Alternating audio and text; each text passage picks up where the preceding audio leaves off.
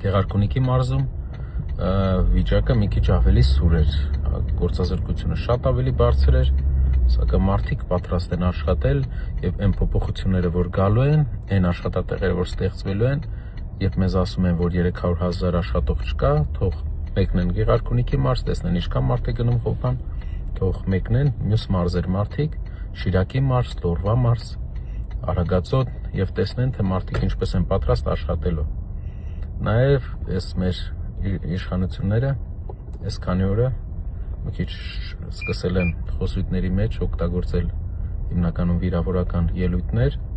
որտեղ հիմնական նպատակը ցույց տալ, թե իրենք կարող են ինչ-որ մեկին, ինչ-որ ձև ճնշել, մեկը անգամ ասեց ոտնատակ անել, դուք մի քիչ գլուխ եք գովացել, ոտնատակ մարդու չեք կարող անեք, դուք կարող եք մենակ բռնել տակ մարդու, հետի կարակ, հետի բան չունեմ ասելու, բռնել տակ կարակ, ոչ մեկ չի քննարկում հետի, ուրիշ բան չեք կարող դուք անեք, Հայաստանում դուք մենակ բռնել տալու նախարարությունն եք,